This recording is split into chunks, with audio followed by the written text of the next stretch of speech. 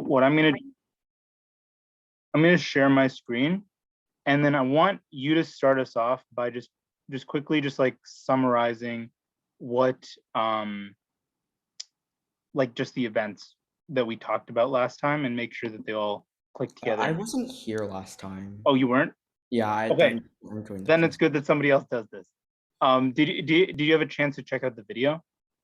No. Oh wait, just try to do Mom that at some point. told me this class existed 20 minutes ago. Oh, okay. Well, that's fine. So Ethan and Daniel will help you out there. So Daniel, I'm gonna share my screen. I want you just like to tell me what's going on, and we'll start with that. Not that. Screen.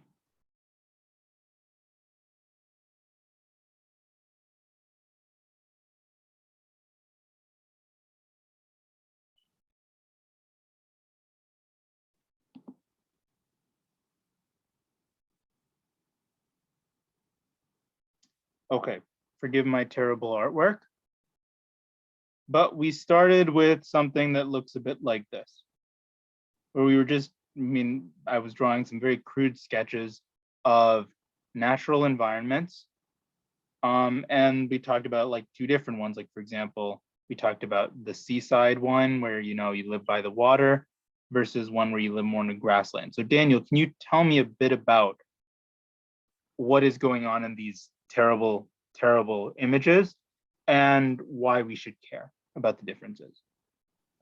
Because like it shows that people tend to live in places where there are plenty of resources, like fish in the water and like berries on the tree and animals. Um, so that's why like a lot of the major cities are near rivers or the ocean. So yeah, so it's telling us a story about the importance of the environment in all of this. The environment is so critical in how all of this operates. 1 second. I'm just gonna email everyone. So what is it about water you think is so important? First tell me what's important about water to hunter-gatherers, then tell me about what's important about water to farmers. They're two different things. So what do you think about first, Daniel? What do you think is important about water for just like people who are not even farming yet? They just hunt for animals to eat, they gather berries and legumes and like carrots and whatever. What's the importance of water there? Well, because they can go fishing like anytime and there's always fish there. Yeah, fishing. I Yeah. mean, even for places that have developed farming, if they live by salt water, very often fishing is a huge part of the diet until like the very modern day. Like in like for example in Southeast Asia, a big part was rice, growing rice based on like rice being a great crop on the coastline, but also it was fish is a huge part in Southeast and East Asia, because of that.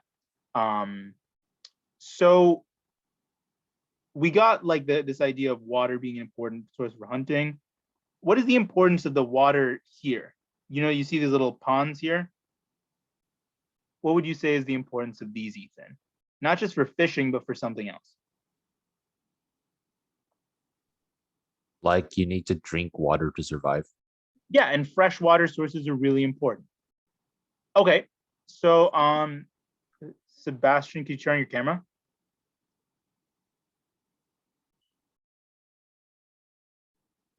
Okay, while we wait for Sebastian, William, I know you weren't here, but I'm just going to ask you a question anyway.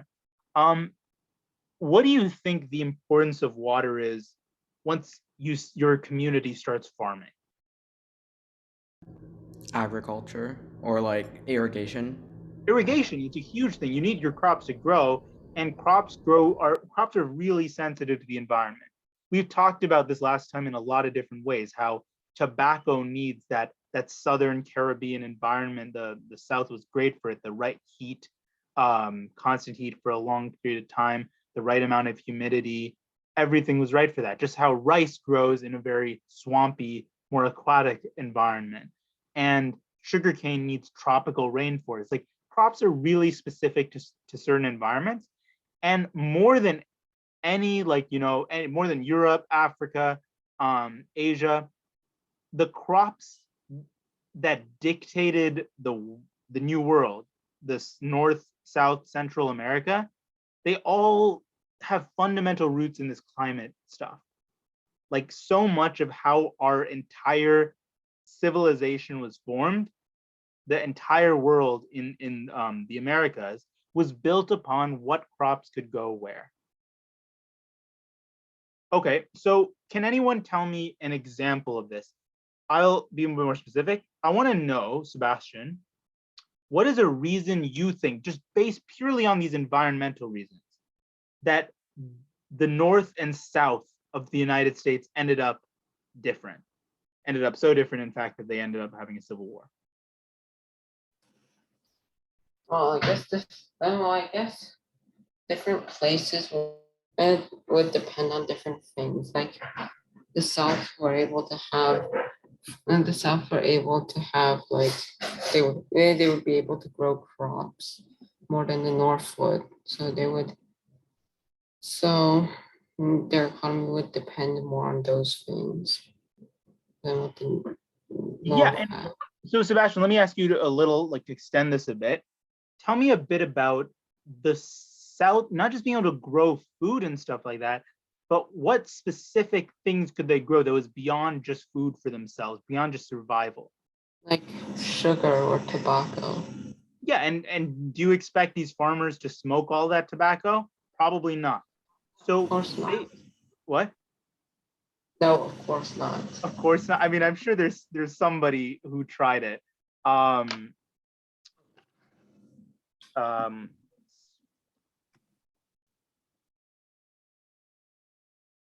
So I'm sure there's somebody who's tried it, but like, it's kind of silly. But you are right that there's this huge concern that comes from my environment needs to be able, just perfect, to make all these things work. And in the South, like you said, the environment was perfect for sugar at the very, very South, the Caribbean, that sort of thing, and tobacco. Perfect commodities, perfect things to trade. And the New World is built upon profit.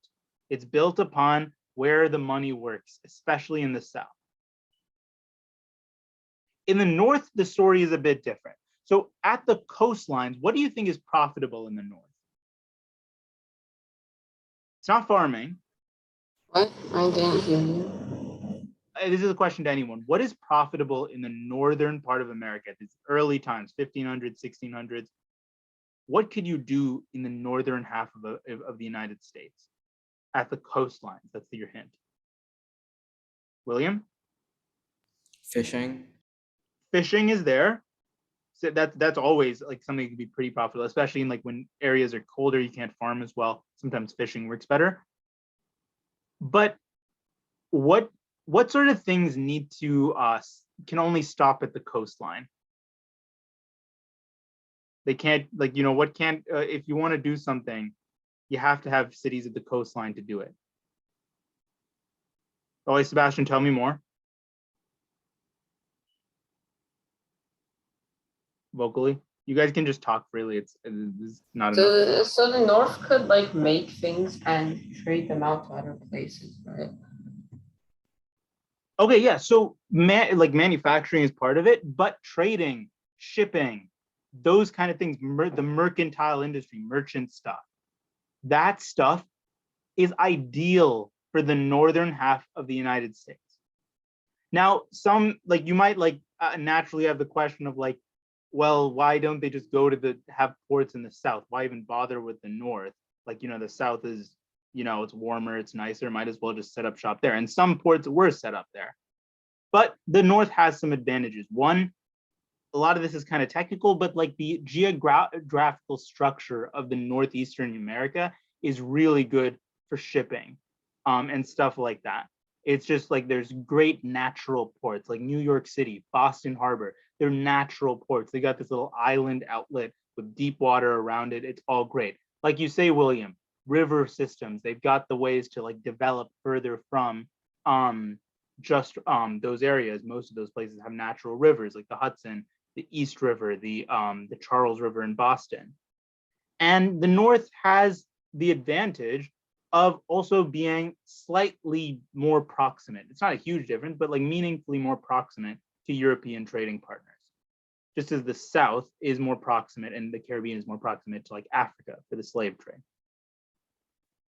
My last question here, this is more of a conceptual one. You really don't need to know anything about history. The South is making gangbusters. They're making so much money. I'm gonna unshare my screen so we can just talk. So the South is making so much money. Now, you could either, if you had a choice, you keep doing what you're doing. You're making a ton of money if you're like, like a plantation owner. You're developing so many of these cash crops, tobacco, whatever. You're getting slave labor to do it for you, so you don't have to pay that much. Versus in the North, things you have to fight for more stuff. You have to fight for changes. You have to go venture out into the wilderness to set up a family farm. You have to set up new systems of trade outposts to make money that evolve with the rest of Europe. So my question to you, Daniel, is which area do you think is more likely to change? The rich, nice area or the poor, cold area? More likely to evolve, more likely to grow?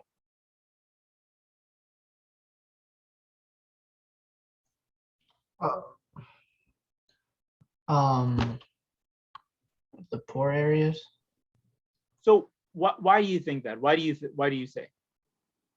because they have more room to grow. They have more room to grow. If you wait, let's just ask it this way, Daniel. Right now, you're trying to like learn stuff. You're trying to go to college. You're kind of trying to do all that, like figure out how to get a good job, right? So you're trying to put in the work to get all that stuff done. Like you have an incentive to improve yourself. But what if I told you, Daniel, that I don't know, this is not true. This is not happening. But what if I told you you just got a $5 million jackpot? You're already rich. You're already set for life. Would you be trying as hard? No. No, it's just it's like a constant story in a lot of parts of history, but places that have things that work, that have things that are already pretty profitable, they're the places that naturally become stagnant in most places in history. Ancient Rome rose to the top of military and architecture and science, and then they became stagnant. Ancient China did the same thing. Some believe, Europe did the same thing. Some believe the United States is on the verge of doing the same thing, even if I might disagree with that. So you might think of the American South, and this is going to be a really important thing because like the South versus North divide is one of the most important things in American history, as you all know with the Civil War. But it's really important to understand that it is easy to be stagnant. It is easy to not improve, not grow with the rest of the world, not evolve when you just don't have a reason to do it. Like you're already making money. Why bother learning how to be manufacturers or create factories? Why bother creating cities, learn how to trade better? Why bother changing your social structure so that it's not so hierarchical and discriminatory? Why do you have to do any of those things if you're just making money right now? Until you stop, until you fall behind. And that's what eventually happened for the American South. They managed to be far wealthier, far more important in trade for a long time and far richer at their top class. But eventually, the cost of not improving, the cost of not societally improving, not technologically improving, that eventually catches up with you. And now the American South tends to be the poorer part of the United States with lower levels of education.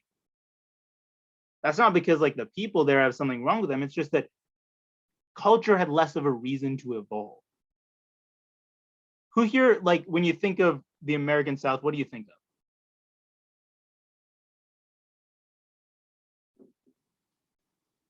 of?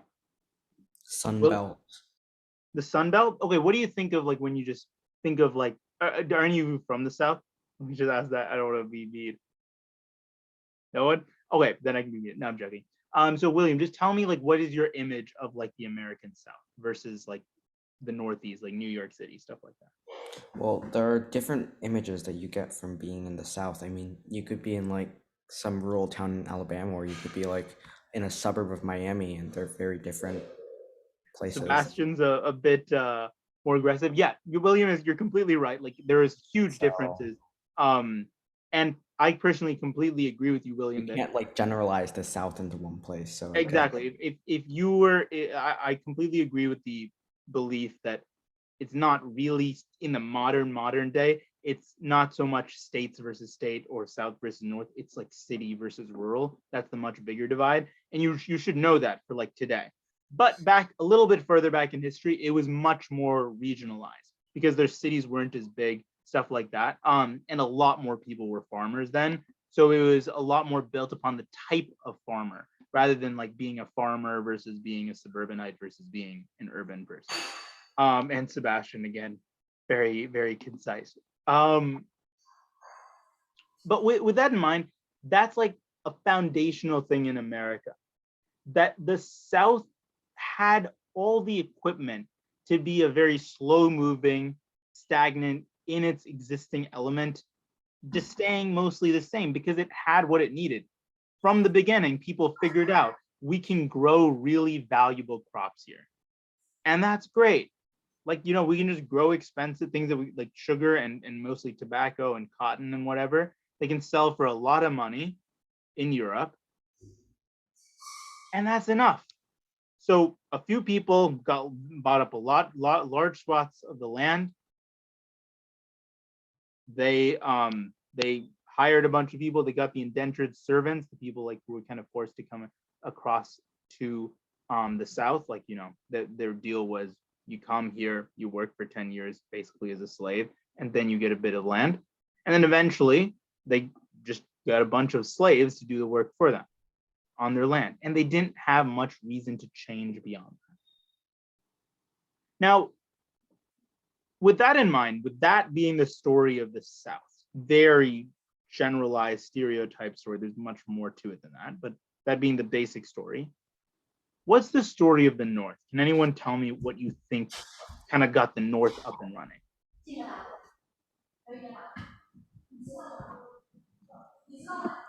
Ethan? I would say like industrial production and stuff. Wait, you're completely right that becomes a huge distinguishing factor between the North and the South. By the time we get to the Industrial Revolution, where factories, textile mills, all those things become dominant in around like the 1800s. But we're talking now like 1600s to start out with. Who is attracted to come to the North? Clearly not people who want to make a lot of money on like by owning these giant plantations or farms or whatever. Who comes to the North, do you think, Ethan?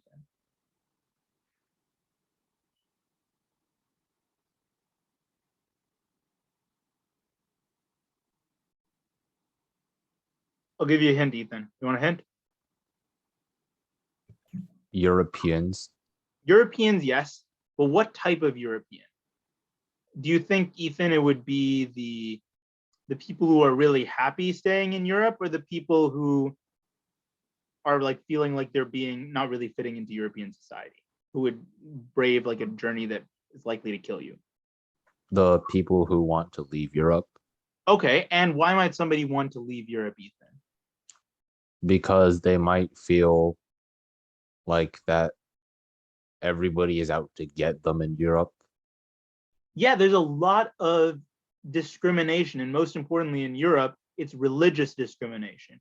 If you like, because like this is you have to. I'm not sure how familiar you guys are with Christian history, which is quite important in Europe at this time. Like Christianity is, like the church is much more important in Europe at this time than it is in America, and definitely in Europe now. It's a huge, like completely different world. And so, who here has heard of the Reformation, the Lutheran Reformation? So that's kind of where a big part of this starts. So in most of Europe, you kind of just have Catholicism. There's a little bit like, there's the Eastern Orthodox Church, stuff like that, way off in Eastern Europe. but most of Europe is just Catholic. Until 1517, Martin Luther nails his 95 Theses to his the church building or whatever, and through the next few decades, basically he sets off this massive reformation, this complete overhaul of the Catholic Church, where a large number of people in a few like concentrated countries or kingdoms or whatever, they decide to move to Protestantism rather than staying Catholic. The difference of Protestantism, there's many varieties, but the fundamental difference is that the Pope is not the ultimate arbiter of what it means to like go to heaven or hell. The Pope doesn't get to decide that. Bishops, hierarchies in the church, they're not the ones who really understand and can provide for your relationship with God or your moral sustenance. In most forms of Protestantism, what really provides for your salvation is your own belief. The belief, like it's called like faith alone, text alone. The idea that you need to learn how to read the Bible. You need to be able to follow its dictums. You need to have a personal connection with God. So Protestantism is built upon a fundamentally different religious foundation than Catholicism, even though they both like follow the same text, the Holy Bible, and even though they both, you know, have like a similar representation of God, the similar prophet Jesus Christ, all those kinds of stuff, they have fundamentally different ideas of what it means to worship that God. One is about church, Catholicism is about the church, whereas Protestantism is about your connection, your personal connection with God, not through some intermediary at a church. So, William, could you give a guess then of how that could cause people to want to come to the US or come to what will become the US?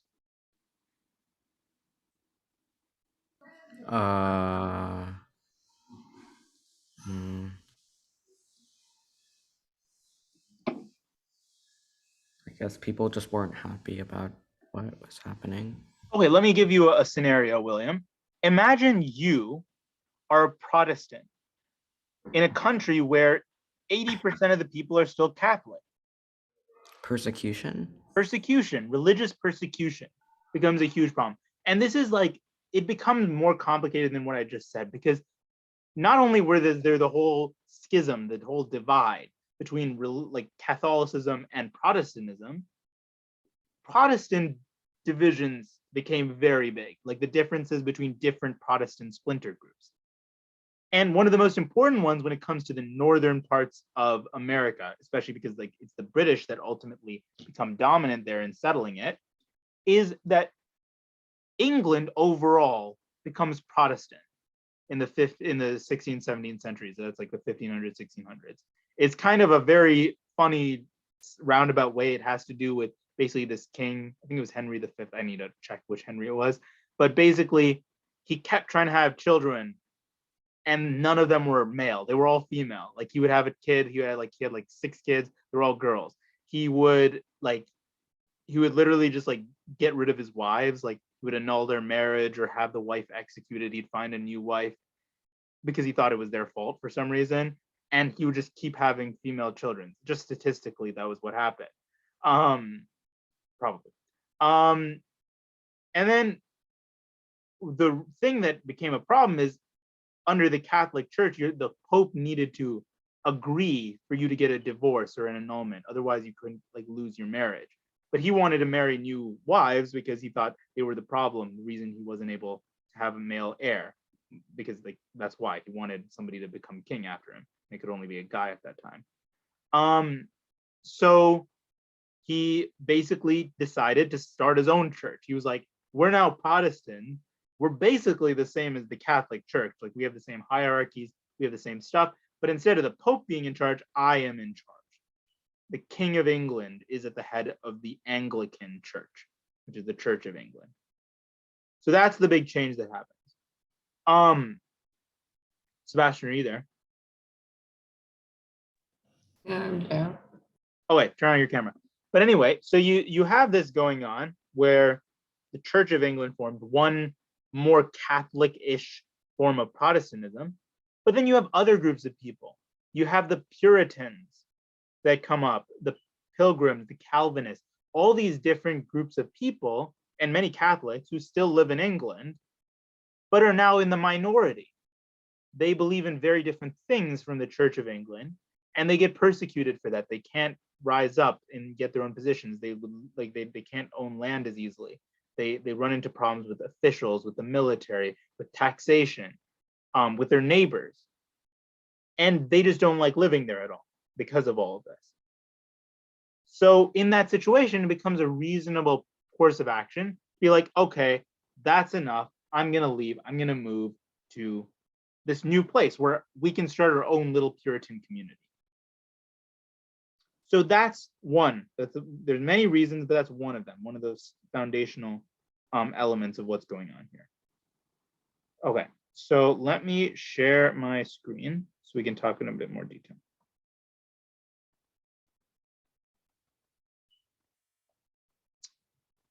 Okay.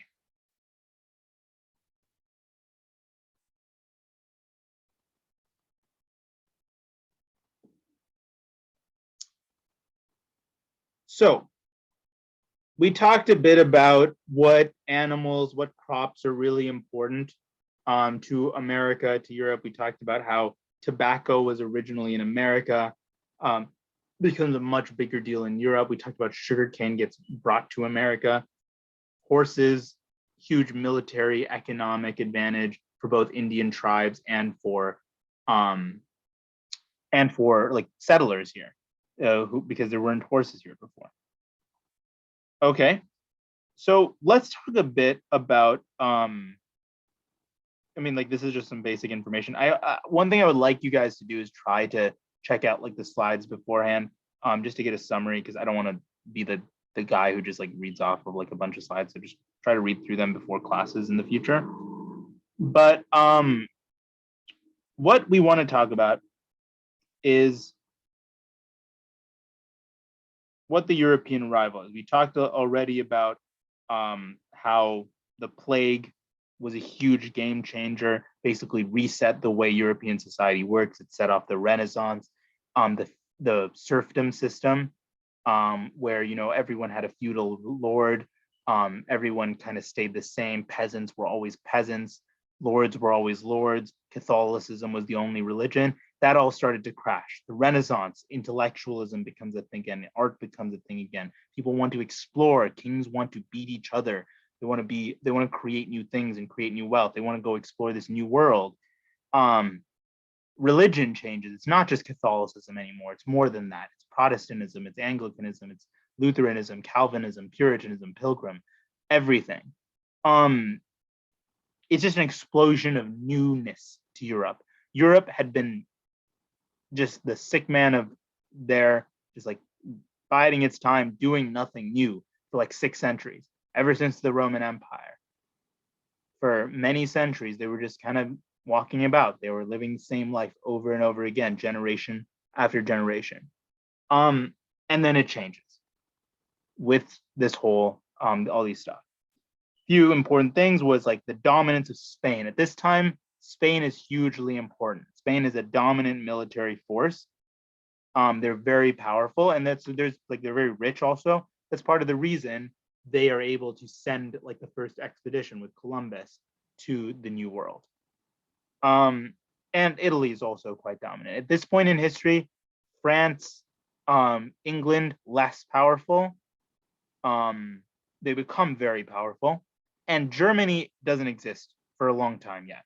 Germany at this point is basically this very loose association of like 300 different mini kingdoms, all under they're called the Holy Roman Empire, but really they're just a bunch of different kingdoms. Italy also did not exist at the time. You're completely right, Sebastian. By Italy, what I mean is that like there are a few key cities in Italy, like Naples, like what becomes Venice, like obviously Rome because of the Pope. All those things that just had their own little importance. Sicily was important in trade with North Africa and the rest of the Mediterranean. So you're completely right. And this is kind of true across Europe, even in Spain, everywhere. you can't really think of these places like you think of a country now.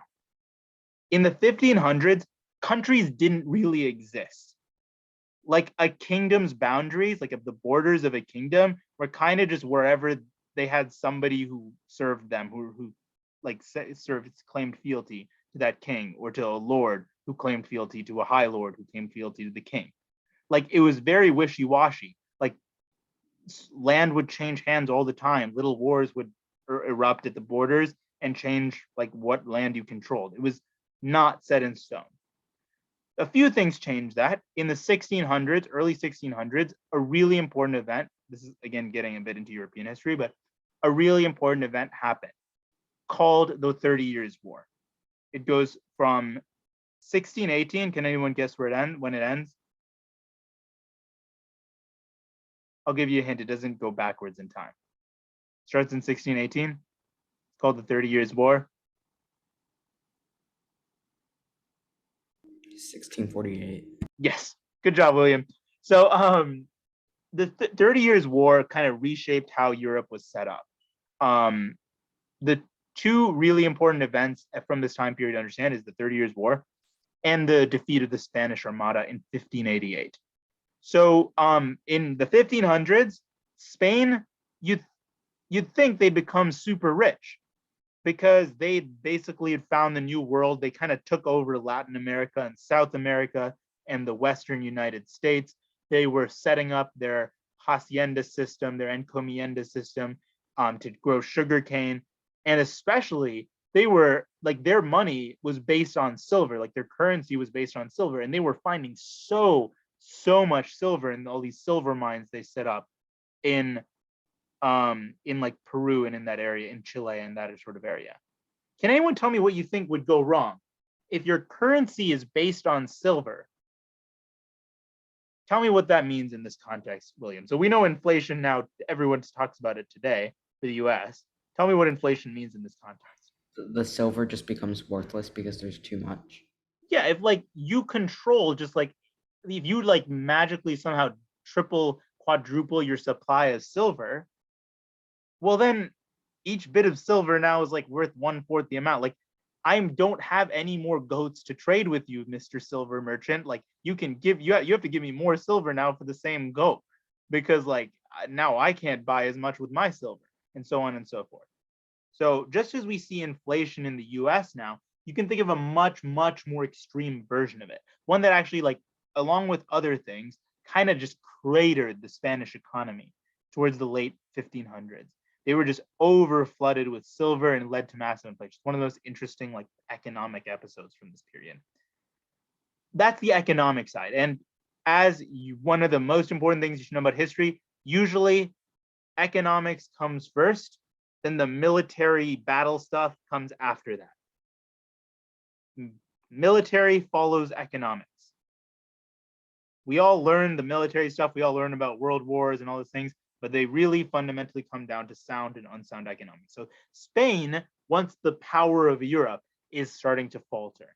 And that really, like the moment it kind of comes to a head, that Spain is like the declining power and England is the rising power, is when the Spanish Armada is sent in 1588, the most powerful, like believed to be like unbeatable, this fleet of ships, it's sent in 1588 to go invade England. And then the English people managed to beat the Spanish Armada through a combination of them having a more strong economy, better shipbuilding, but also luck. There was a large storm that is believed to have helped them out a bit. But anyway, that's a foundational element. Basically, what that means is Spain starts to become less and less relevant in the New World, especially in the American, like the US part of it. They still have their big sugar plantations, everything in the South, but they start to care a lot less about the United States area. And it allows England to take a bigger role in this, because in the next decade, in the next century, in the 1600s, England's going to start setting up everything in what will become America. So then the other thing I mentioned was the 30 Years' War. So in the 30 Years' War, we have this situation where basically it's like this whole Catholic Protestant thing coming to a head. where all the different Protestant countries, Catholic countries, they all duke it out. They all start fighting. But it becomes more than that. It becomes the place where the European countries, as they are known now, become founded. Not just kingdoms, not just like I serve this lord who serves this high prince who serves this king or whatever. It starts to become, we are a country, we have a national identity that's more than just religion. And they start fighting each other over the country of France, or the country of Denmark, the country of Spain. And by the end of the war in 1648, like William correctly mentioned, we see something called the Peace of Westphalia agreed to, which is basically this peace agreement, which kind of like is the first time ever in like almost any history, but especially in European history, where real borders are created, like actual borders, like on a map type thing, are established for different countries. The concept of the country is kind of invented in 1648 at the end of this 30 Years' War.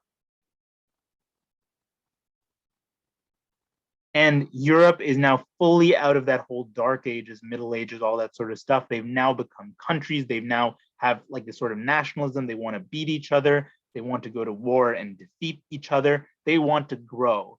And they want the most dominant, many of these countries, Spain, France, England, they want the most dominant overseas territories. They want to really control the New World. At the same time, you have what we talked about, the persecution element. So these are two different but very important elements. One is this idea of countries wanting to win, leaders wanting to explore, spread Christianity, they want to dominate. Second, you have this entire group of people that they want to create their own religious enclave. They want to be able to like be Puritans and have their own philosophy on religion separate from the Anglican Church. And a final important concern is the idea of profit being important now. Businessmen, merchants, they want to make money. They want to be able to very easily trade these new products that are being made in the Americas. Like the Americas are growing cotton, they're growing sugarcane, they're growing tobacco all in the South. And it's getting processed towards the North. So they want to create outposts, merchant outposts that can be great trading posts. And indeed, it's at the coalescence of these three factors.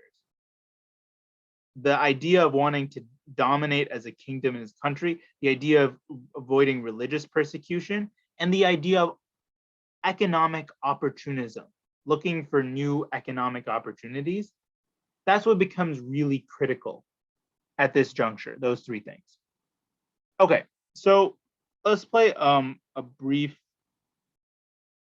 this is just a summary if you just want to quickly glance at it, of some of the reasons why this change happened. You know, the religious revolution, scarcity of land, this thing called primogeniture, which was especially important in England, where basically the first male son gets everything his father owned.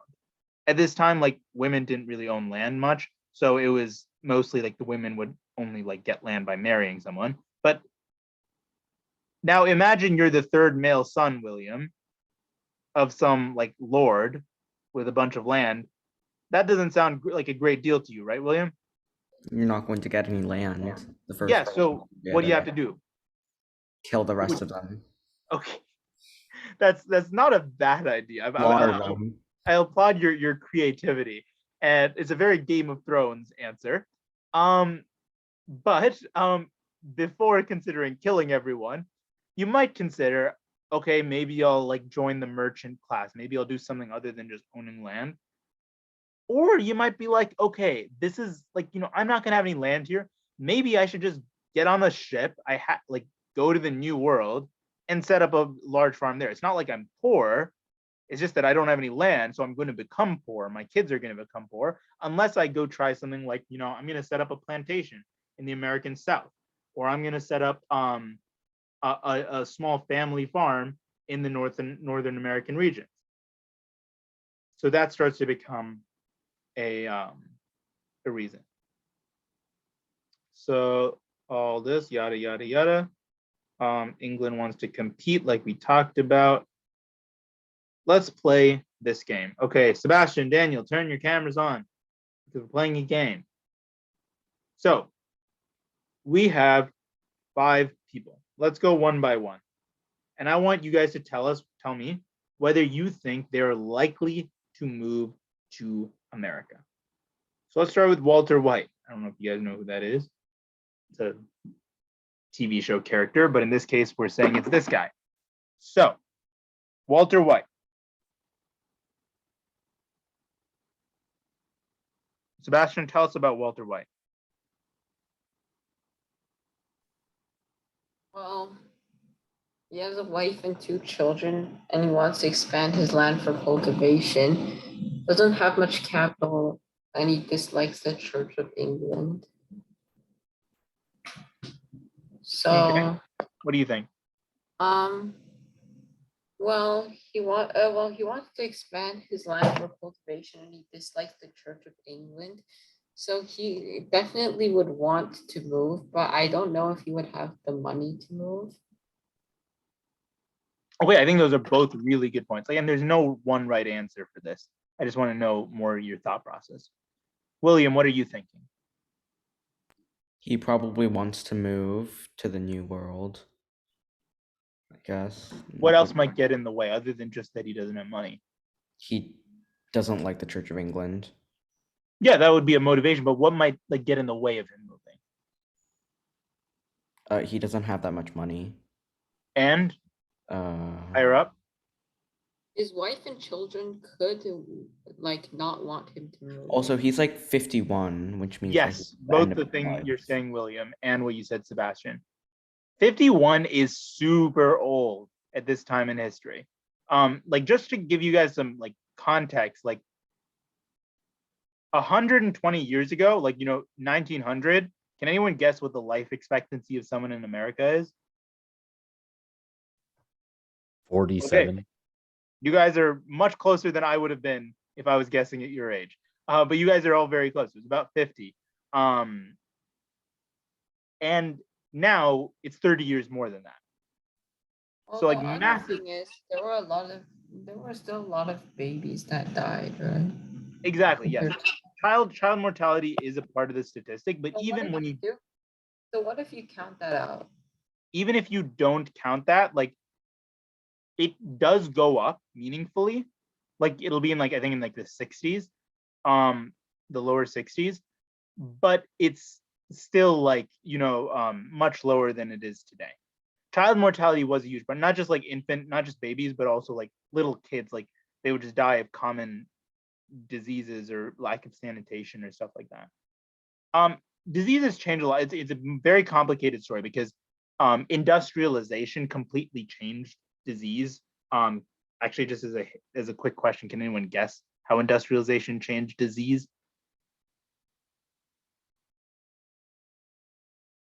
I'll give you a hint. Where do people? Yeah, tell me more about that, William.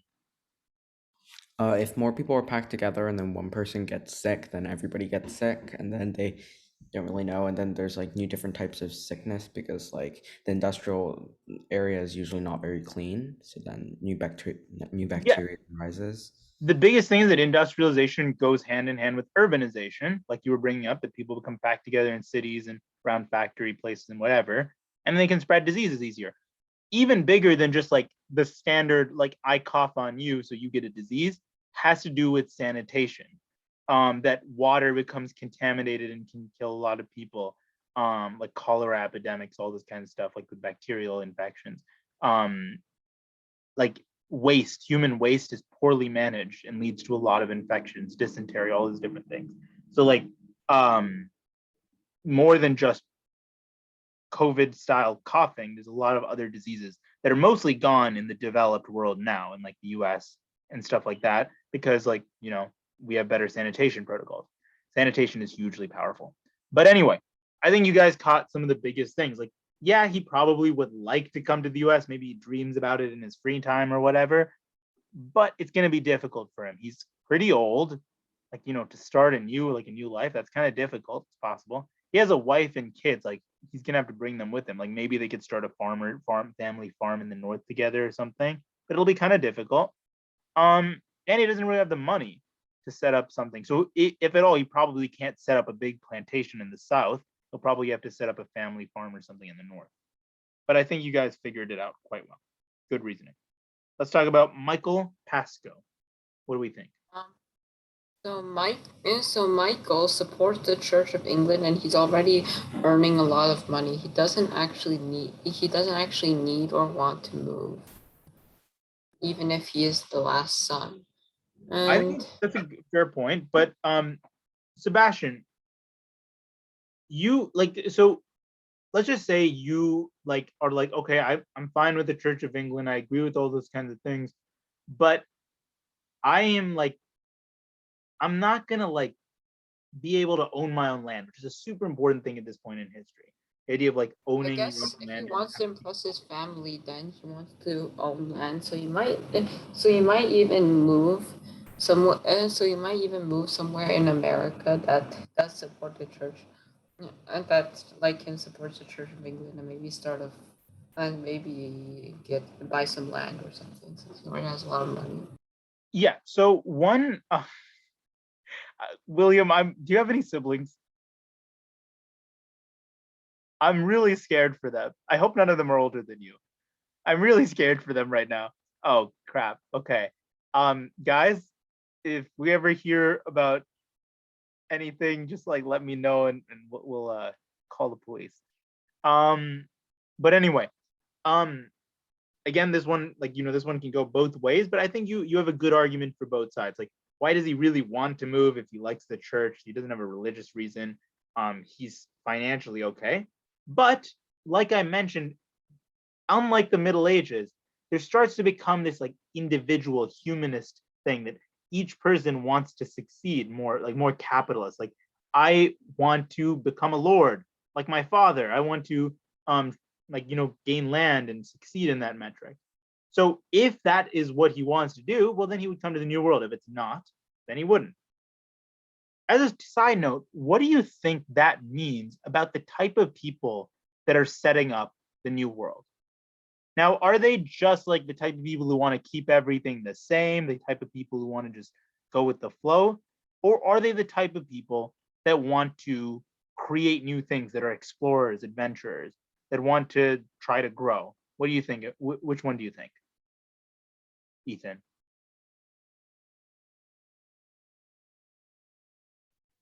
Can you repeat the question again? Okay, the people who come to America, especially at the beginning, are they the people who just want to keep things the same? They want to live life smoothly. They want to stick with the plan. Or the people who want to shake things up, the people who want to gain more land, gain more acclaim, create bigger farms, do something better? Which type of people? The people who want to do more stuff and get more land. Yeah, it's a simple question, Ethan, but it's a really important difference between America and Europe. So Europe kind of has everyone. It has the explorers, it has the people who just want to keep things the same. But America, the people who first came here, and many people who came after them, it was built upon opportunity seeking, built upon exploration seeking, thrill seeking, being somewhat reckless. It's a very different personality of people who are going to colonize and live on this hemisphere. And that makes all the difference. America is the US is very different from Europe. And a lot of those differences you can somewhat trace back to the type of people who came here first, the type of people who immigrated here at the beginning and throughout the last few centuries. That there's just a fundamentally different attitude towards that people have when they decide to up and leave their country, up and leave their traditions to go to some brand new place, especially a place with poorly developed roads and societies and cities and whatever, and risk everything going wrong and you dying and your family dying.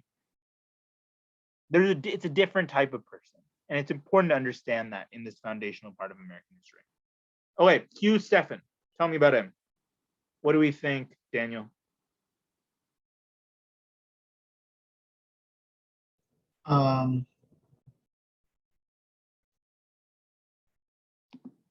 Just tell us about him first. So I'll tell it. Okay, he's 26. He's a laborer, and he does not have wife or children, moved to an urban city, is looking for a job, and he practiced Protestantism. Protestantism. Oh, That's like yeah. the non-Catholics Okay. and usually not Anglican. So what do you think, Daniel? Yeah, I think you would, because mean- he's young and he needs a job. He does not have wife or children, so and he also practices Protestantism. So I think you would. Yeah, I mean, like this is like when I made this wasn't the most detailed thing. So like it depends on the type of Protestantism, but like, probably feels a bit left out from other people. He feels like his government doesn't like him, that he's like not really welcome in his own country. So he might want to leave, especially if he doesn't have like a wife or children yet. Like maybe he feels like he'll like start a family once he gets to the new world. Now, bonus question, which I'm requiring you to answer, Daniel. Of these, of Hugh Stephan and Walter White, which one do you think would more likely move to the north versus move to the south? Wait, who and who? Walter White versus Hugh Stephan. Oh, I think Walter White moved to the south and Hugh Stephan moved to the north. Sebastian, what do you think? I think like Hugh Stephan would move to one of the cities in the would move to one of the cities in the north. But Walter White would go like start a farm in the north as well. Like Okay, and where do you think Michael Pascoe will move, William? What? Where do you think in the U.S. Michael Pascoe will move? Will he move to the coastal cities? North, the cities, north cities probably. Okay, what do you think, Ethan?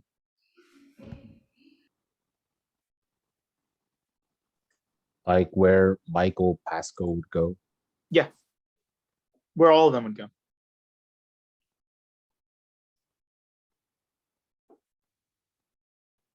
Well, I think that like uh for Walter White, at least he would want to go to the south. Okay,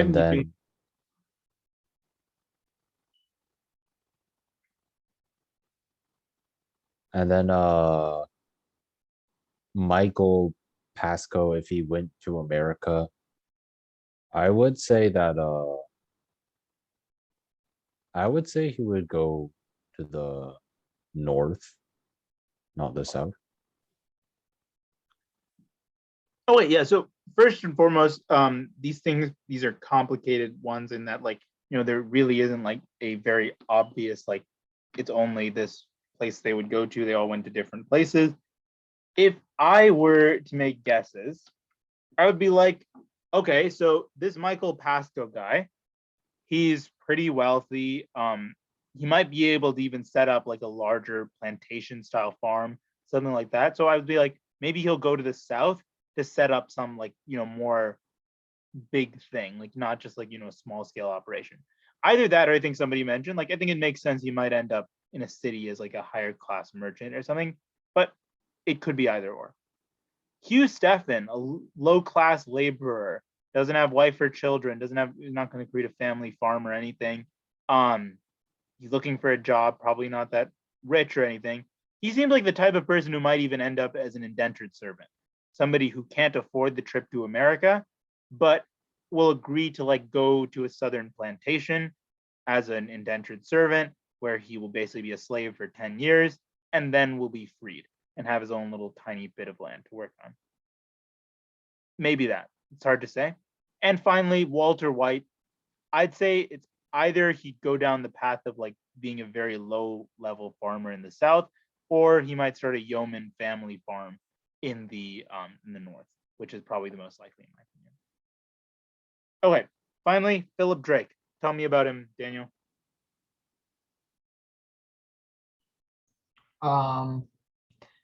25, nobility class, first son, inherited father's land, Catholic, and he invests in risky ventures. I don't think Yeah, I don't think he's gonna move to the New World. I think he'll stay. Okay. Anything he might do with regard to the New World, though, even if he's not. Sebastian seems to have an idea. What do you I think? actually think he might want to move, or even he might not move and just act like a merchant Yeah, with the new. it's difficult to say. I think you're onto something, Sebastian. Either he might move because he's one of those risk taking types or something like that, or he might decide, okay, I'm gonna create trading systems. Like I'm gonna be in charge of be a big merchant with products that come from the New World, which is kind of risky. Also, he's Catholic. Yeah, and that could be really, for example, who here has heard of the state of Maryland? Have any of you wondered why it's called Maryland? Anyone know? Queen Mary.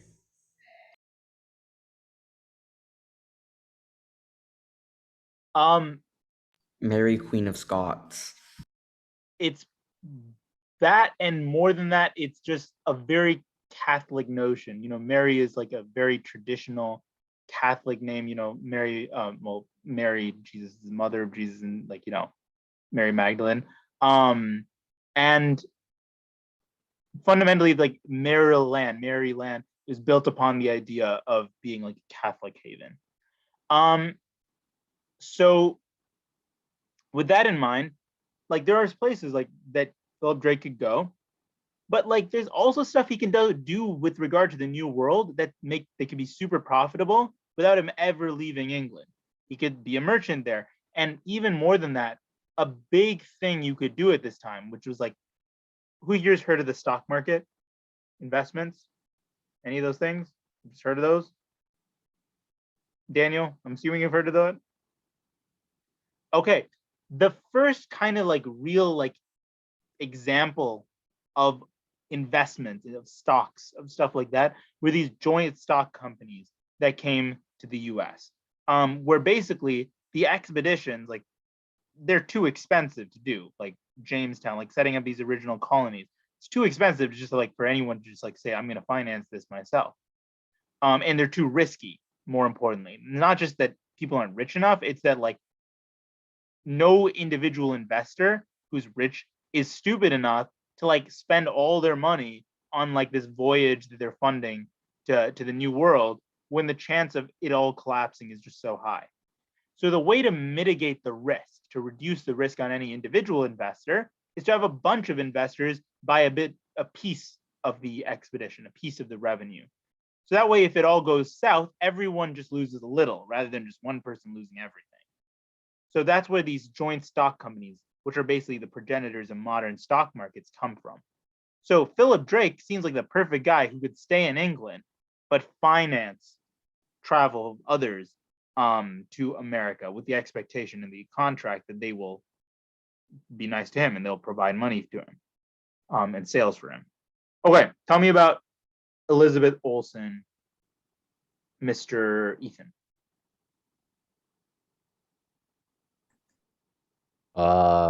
She's a laborer who works by taking care of sheep. Okay, do you think she's going to America? Probably not.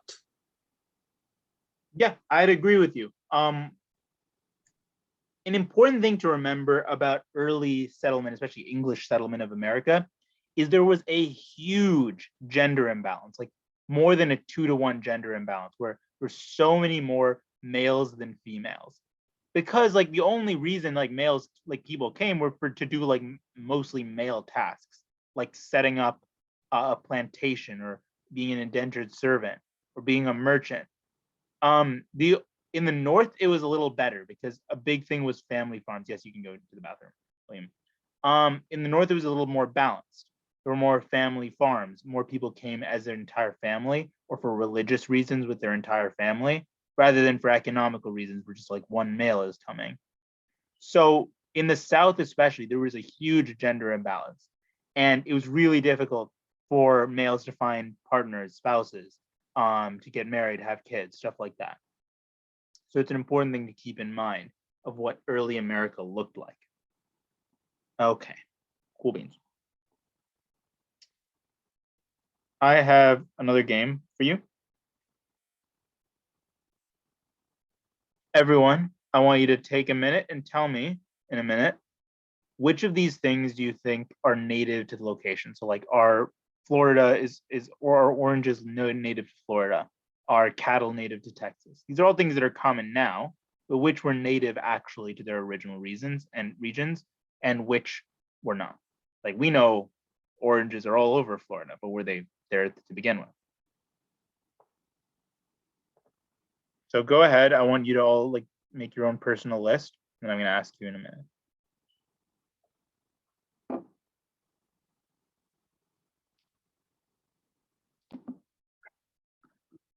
Okay, y'all ready? Daniel, Sebastian, William, turn on your cameras, please.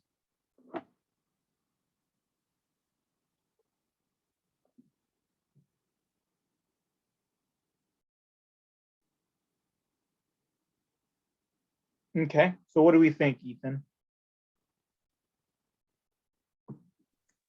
I would say none, Why would you say none?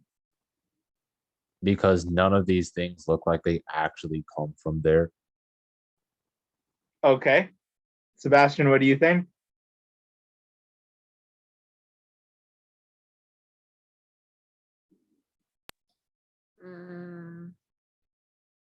I would agree.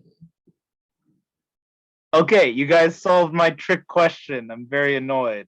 Oh, These are all things that are used a lot in the places, right? yes, I definitely would not have answered this correctly. So good job, guys. But you are completely right. These things which are basically like they define like the farming economy of these locations. Now, like oranges are just like a big part of Florida farming. Pineapples are like just associated with Hawaii. Cattle, everyone thinks of cattle when it comes to like Texas and the ranches and all those kinds of stuff there. Tomatoes, how does Italy have, make pasta sauce without tomatoes? Like all these things, they just seem like, yeah, obviously it's associated with that region, at least to me, like in terms of like what they are today. And it's just really amazing to me to think about how just like a few hundred years ago, these things were a world apart. They were oceans apart and they just didn't intermingle. They didn't exist in the other place. They had to be discovered. And only a few hundred years ago, all this happened. So I hope this serves as a reminder, like, don't just think of the new world, like exploring the new world as a effort of colonization, of just like Europeans had everything figured out and then they just go take over this new area of land. That is some of what happened. But there's a lot of revolutionizing this causes upon Europe and upon the societies of Europe and thus the societies of their colonies.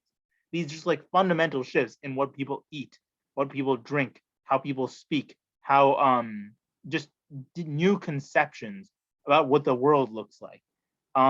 All these important changes happen that aren't just in the new world from colonization, but in Europe and in the rest of the mainland area itself.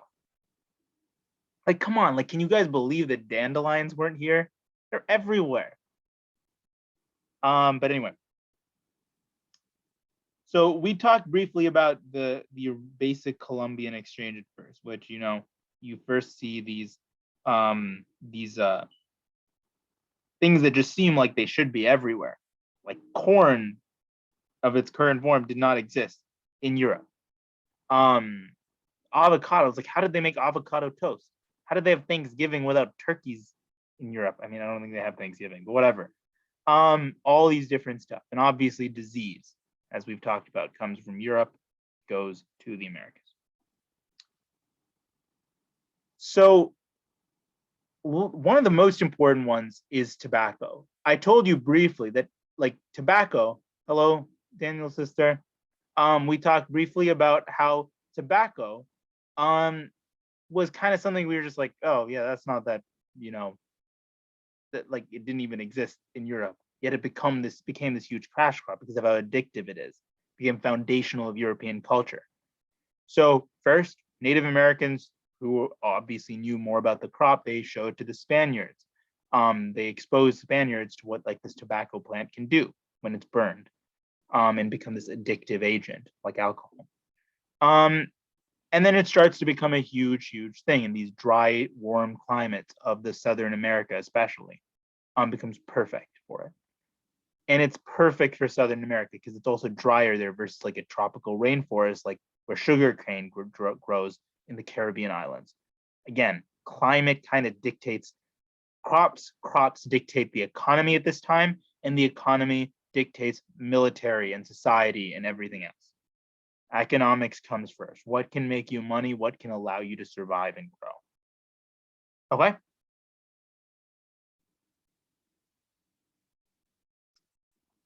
So we've talked briefly about these questions.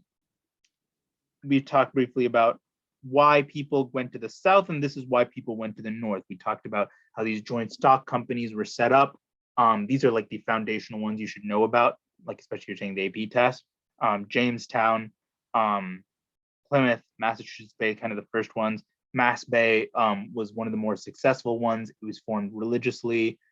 Plymouth was also formed religiously, but by different religious groups.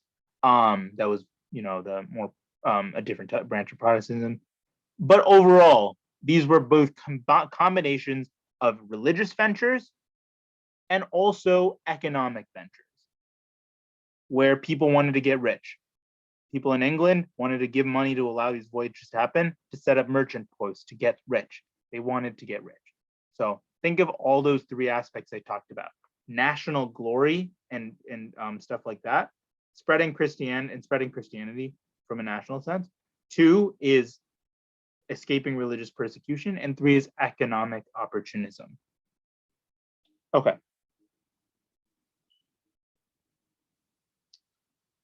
So let us talk then about what's going on in the rest of things. So Treaty of Tordesillas, that's 1494. Can anyone tell me how many years after the discovery of the New World this is?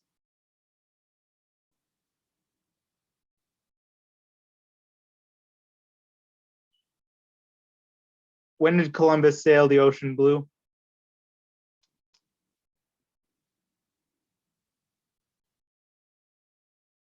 Y'all have Google.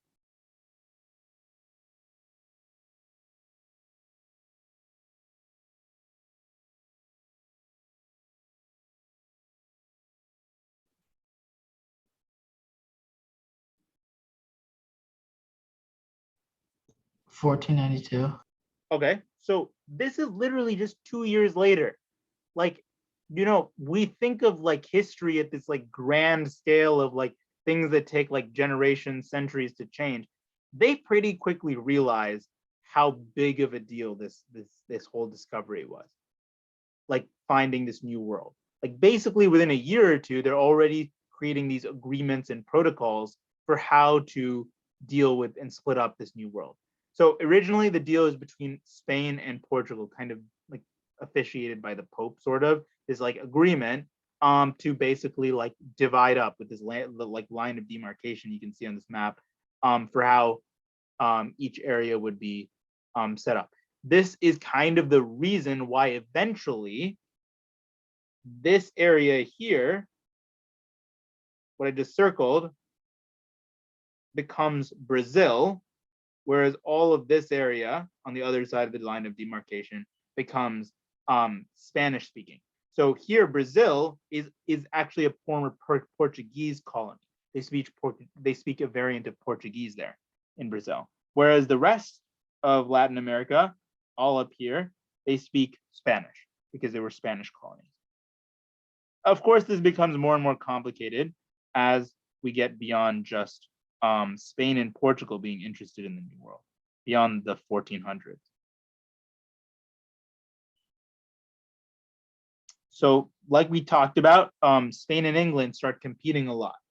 We start to see this competitions to claim islands, because we talked about how important these Caribbean islands in the Gulf near Mexico, how important all those little islands are because they're so fertile ground for sugar cultivation and everything. Spain took control of most of these, as again, they were powerful at the time. They had a big navy at the time. Sebastian, Daniel, William, turn your cameras on. Spain kind of took control over all of this, but England shifted elsewhere. That's kind of why England shifted, one of the main reasons England shifted much of its attention from a profit margin to the Americas. Sebastian, I can't see you. Spain and France. France had its another view of how to deal with this thing. They wanted to create trade relationships with Native American tribes to get furs, to set up those kind of things. France was much less. They took like the middle of what becomes the United States, but they were much more hands off. They were just kind of like, we want to set up like these merchant things, like in New Orleans and like Louisiana, where you can use the Mississippi and everything. Want to trade, but we're not that interested in setting up farming and plantations and all that sort of stuff. And all these kinds of things. Then France and England start fighting each other. All these powers are like, wow, this new world thing is so lucrative. We want to control as much as we can in the way we want to take control of it. So France is competing with England over the fur trade and all that sort of stuff. And as a hint, all this is going to come to a head. All this is going to boil over into the next major conflict. So the 30 Years' War is kind of like the first like European-wide conflict where there were many different powers, like modern European conflict. The 7 Years' War, which comes, they're not very creatively named. The 7 Years' War, which comes in the mid 1700s, a century later. The 7 Years' War is probably the first world war in human history. It's like, not really called a world war, but it kind of was. It was the first war that was fought all over the world. It was fought in Europe. It was fought in North and South America. It was fought in Australia and Southeast Asia, all over the place. And a big catalyst of that first world war, the reason it happened is because now Europeans didn't only care about their disagreements within Europe. They cared about their disagreements outside of Europe, in the Americas, over territory, over trade, over relationships with Native Americans, all that sort of stuff. Okay, we talked a bit about encomienda system, how the Spanish basically kind of enslaved Native Americans, took away Native American land. It was kind of under the idea of protection from other tribes, like Christian, like turning them into Christians. But let's not. That's kind of for Central and South America. That's the most important. So we're not going to dwell too much on that. The type of slavery that dominated in what becomes the U.S. is the slavery of Africans. Okay. As a brief tangent, William, I want you to read this out loud. I'll tell you when to stop. Use your best speaking voice. I want you to try to embrace the older type language. Okay. All these horrid murders being committed in Mexico and other cities 10, 15, and 20 miles distant. This same tyranny and plague in the abstract proceeded to infest and lay desolate Panuco, a region abounding with inhabitants even to admiration, nor were the slaughters therein perpetrated less stupendous and wonderful. In the same manner they were utterly laid waste. Waste, sorry. Is it just waste? Okay. Waste the provinces of Futepeca. Oh my god. Ipilsingonium and Coloma, every one of them being as large as the kingdoms of Leon and Castile. It would be very difficult, or rather impossible, to relate the cruelties and destructions there made and committed, and prove very nauseous and offensive to the reader. Okay, so the reason I'm having you do this now, and I will at other times, is because, well, if you're planning on taking the AP US history test, this sort of stuff is really, really important to them. They are obsessed with giving you primary sources like that. Usually like the language isn't like Shakespearean bad, but it's kind of like this. It's kind of difficult to muddle through weird words, stuff like that. And you got to figure out what's going on, and you got to analyze it using your own knowledge of the time as well as what the text is talking about. So let's try this quickly. William, what do you think the author is saying here? And as a hint, always look at the author, what the article is called, and the date, especially because the date can help you a lot in placing you in what's going on. Tell me what you think is going on. I guess the author is talking about a lot of the I guess kingdoms and towns in like the Caribbean have been destroyed, and all of them were basically as large as the towns in Spain. I guess that's where it is because Castile. Yep. Yeah, and I really like how you noticed like that the placing of the moment. Like, is again, if you didn't think of that 1552, if you didn't think about like the specific thing about like comparing Spain to these other places, it would be kind of easy to see this as happening anytime, anywhere. Because there's always times where some place is getting destroyed by tyranny and plague or something like that. So it was a great job figuring all that out. Okay, next more advanced question. Daniel, are you there? Yeah, but like my like thing cut out. Okay, so you can just quickly glance through what's on the screen. Okay. My question, whenever you're ready, I'll give you a second. We'll start with Sebastian first then. Sebastian, you there? I'm here.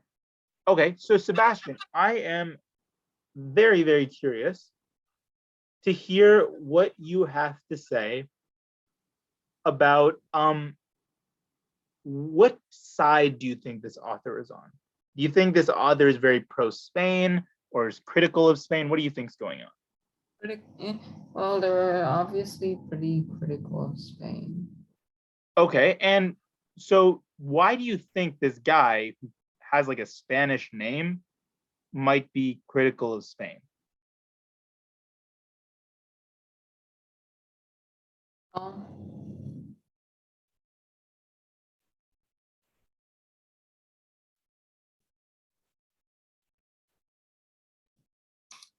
I want you to just take a guess here. Like I have no idea what the true answer is, but I want he to. saw.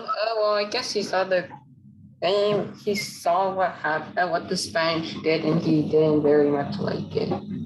Yeah, he might just be somebody who like is like, I don't really agree with this way of working in this new world. I'm a dissident. I disagree with the way Spain is doing that. Like, even though you had like the monarchy, all those kinds of things at this time, there were still people who very strongly disagreed with what their country or their kingdom was doing. This could be one of those guys, a scholar who disagrees with what his country is doing. Another explanation is that he is somebody who's maybe lived in, or his family's lived in the new world for a generation or two now, and he feels like he doesn't really feel that Spanish anymore. Just like how most of these people eventually stop to feel English in what becomes the US and everything, be leading to the revolution. So that could be an explanation. Another explanation could be that he's just like somebody who is not actually Spanish. He could, like, it's hard to tell from the name. He might have been from another country, or his family moved to another country and he was commenting from there. So my point is, you should be always open to like figuring out where this article is coming from, where the passage is coming from when taking like the AP US history test or whatever, and then use the questions to narrow it down. Don't just like decide like, oh wow, this is like way too broad, I have no clue. Embrace that many different answers could be the right one. Obviously, this is important beyond just the AP test, though. This is important in understanding what perspectives were available at this time. And from this passage, we learn both like the sort of like the majesty of these cities. We learn about how many of these Central American native cities were already very huge relative to Spain. We learn that even at the time they understood the power of the plague and they understood that sort of thing. And that we learn that Spain isn't a uniform thing. We learn that it's not just one government, one people agreeing on every decision, that probably there is some disagreement. And there's probably some identity differences between the people of Spain and the people who are already like exploring and moving into the new world. So one simple passage, you can learn a lot from it. Okay, here's my next challenge question for you. You got two charts here. This is another popular thing to do on the AP test. But you got two charts here. One tells us the Native American population over time. A pretty terrifying change. Let's see if anyone can explain what's going on there. William, let's hear from you. Disease. Okay, disease mostly, like a little bit of war, somewhat some famine, but mostly Because the spread Native of- Americans didn't have their immune systems being accustomed to the new European diseases that were brought Exactly. over. So as a result, they were all killed. They all died out. Yeah, so like you said, over the course of like 100 years, the population basically gets reduced by like 90%, more than 90% in some places, like in central Mexico, because central Mexico is a combination of disease, the collapse of the Aztecs, the famine, war, all those kinds of stuff. Okay, now what's going on in the graph right next to it? Now I'll just give you a bit of a hint. GDP, if you don't know, is gross domestic product. It's basically a measure of how much stuff, how much output, economic output does a country make. Like in a year, the GDP of the United States just tells us how much stuff do Americans do, basically how much income do they make. So in America, the GDP is like $21 trillion now, because that basically means that everybody in America over the course of a year makes and does $21 trillion worth of stuff in spending, in consumer spending, in investment in themselves, in buying houses, in buying food. They spend $21 trillion in economic activity. Okay, so GDP here tells us economic activity. Higher means more economic activity, like the GDP of the United States is much higher than the GDP of India, even though India has a larger population, because people here are richer, so they can spend more. The GDP of India is much higher than the GDP of, I don't know, Malta, because Malta's a tiny country. Even though they're richer, they don't have that many people. Okay, so Ethan, you're up. Tell me, what is going on in the second graph? What's your best guess? Like the like money in Mexico and its economy and stuff is going very up.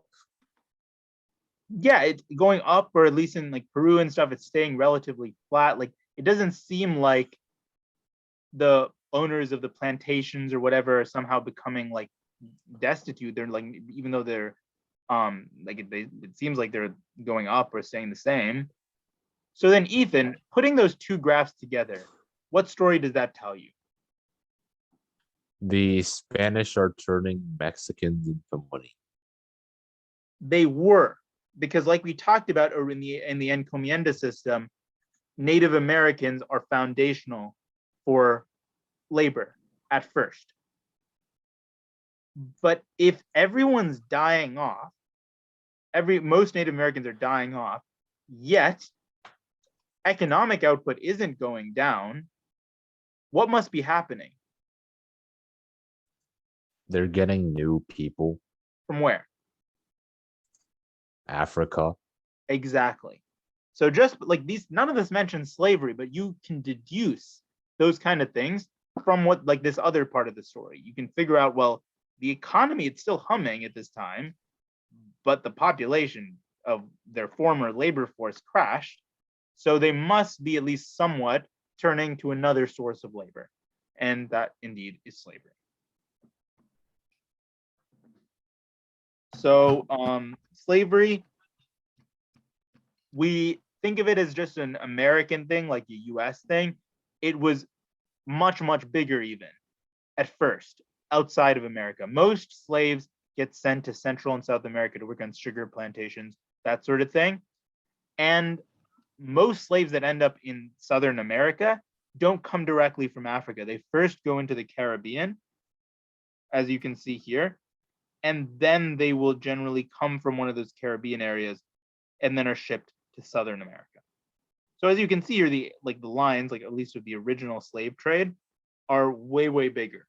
going to these other locations around the world.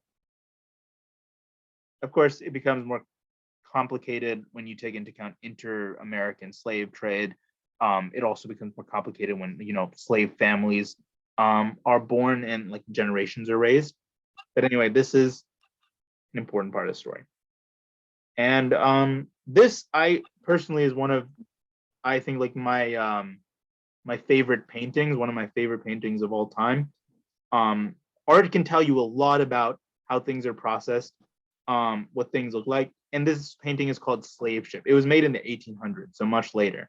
But it is basically an image of like basically a ship where a bunch of slaves are stuck in the hold. The ship is getting on water, it's starting to sink. So basically the sailors, like, which this happened sometimes, the sailors basically like would chain up the slaves or do something and just throw them into the ocean.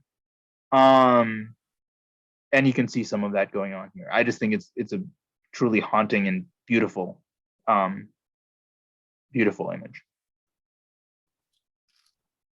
Anyways, we talked about indentured servitude, how there was like, you know, in this like system where you come, you get to work for a while, like as basically as a slave, but if you manage to live past it, which not many did, only 40% did, you get some land. And it basically makes it like, you know, even though it's kind of misleading, a lot of English people started to take it up on that, and Spanish people. Okay. We talked briefly about the religious differences. Puritans, many ways, they're like what we think of when we think of like the people who kind of like started the country proper, in the context of like they were both economically and religiously motivated, and they wanted to be an example. They wanted to be like John Winthrop, he made his famous piece, like a shining city on a hill. They wanted America to be a beacon of what, like, I mean, like their city to be a beacon at that time, but eventually America to be a beacon of what, like a model for other places to emulate. But like not perfect at all. The Puritans were, for all their stuff of complaining about how other people mistreated them, they were very mistreating of other religions, other sects of Christianity, like pilgrims, like Quakers. And this kind of leads to different colonies being set up. So part of the reason different colonies are set up is because you have the north-south divide. Southern colonies are more set up around the plantation agricultural system. Northern colonies more set up about merchant class and yeoman family farms and everything like that. But also there's different religious groups. Maryland, Catholics, Pennsylvania. William Penn creates it with the idea of like with religious tolerance in mind, and Quakers go there. Massachusetts, the Puritans and the Pilgrims. I included this slide because Harvard was created to train Puritan ministers in what becomes Boston. So like, you know, that's where I go to school. So like, I thought it was cool. Anyone else think it's cool?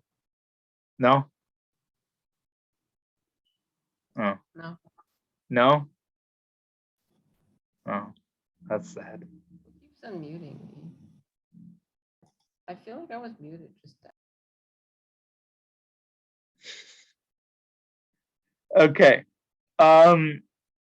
So let's start with actually this question quickly.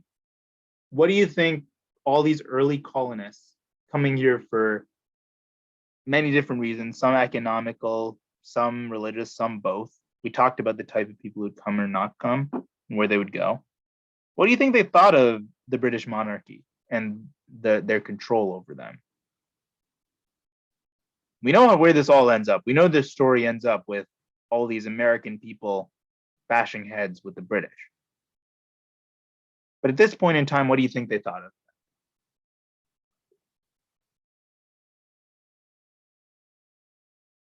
Daniel, what do you think?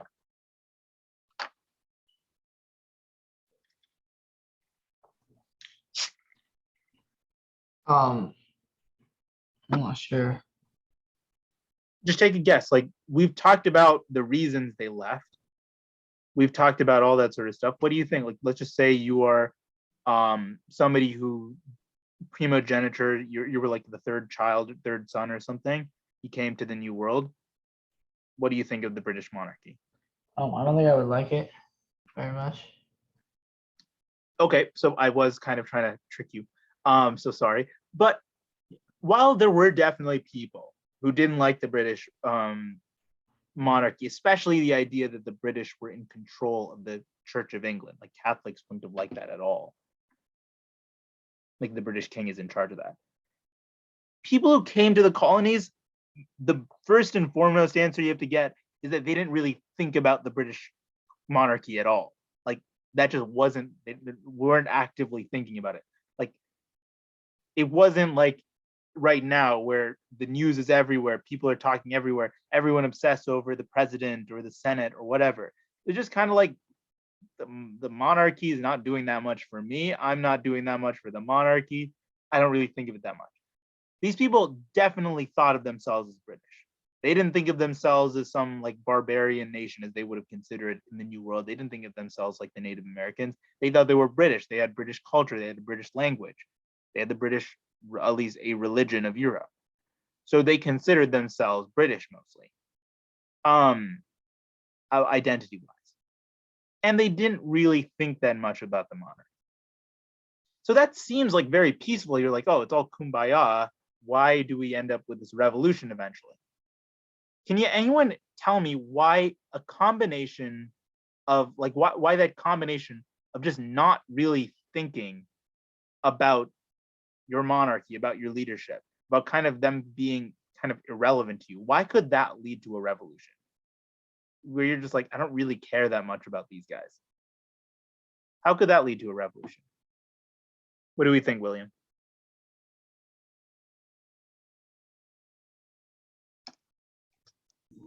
What did you say? So these colonists, many of them, especially like in the north, they're just like, they don't care that much that the British are their rulers. They don't really care that much that the British, like there's monarchy and they control you as a colony or anything like that. The monarchy is kind of leaving them alone. They don't really have to do anything. They don't care that much. So how could we move from that to a revolution? What might change? What do you predict might be the There's thing? a war. There was a war, and England needed money. Yes. So tell me more about, like, just in a broader sense, why did that change? Like, not just the war, but like the British went from being uninvolved from this period called salutary neglect, where they were kind of, yeah, they were like you said, they were leaving the Americans broadly alone. More conceptually, William, it's just the idea that like when you are left alone, it is easy and you don't really care about this thing. It's easy to just keep not caring. But when that person starts to hurt, Realize the worth of America. exactly, you're just like, okay, I don't care that much about you. You're not that important to me. You're not giving me anything special. And now you want my money and now you want to control everything here and you want to regulate everything here. Well, that starts to get annoying. When they leave you alone, you're just like, okay, whatever. It's not a big deal. I don't care much either way. I'm not obsessed with becoming my own country or anything like that. But when they start to bother you, then you're like, okay, now it's on. Like, I didn't care before. I didn't really care about you, but now you're annoying me and you're doing things that are hurting my business. You're hurting my family. You're making your soldiers have to stay in my house. It's getting really annoying, and you're not giving me that much in return. So this is like an important thing, not just for US history, but many parts of world history, where it isn't animosity, it's not hatred that drives revolution sometimes or anything like that. It's actually just indifference. It's indifference combined with that other actor, that controlling force, doing something annoying. You're at first just indifferent. You're like, I don't really care about this government. I don't really care about what they're doing. So you don't have any positive opinion of them or anything. You're not going to be forgiving of them. And then suddenly they do something to irk you, that bothers you. And eventually that builds up, if enough, into a revolution. So keep that in mind, that revolutions aren't always just started from like hatred or like huge differences in identity. That's not always it.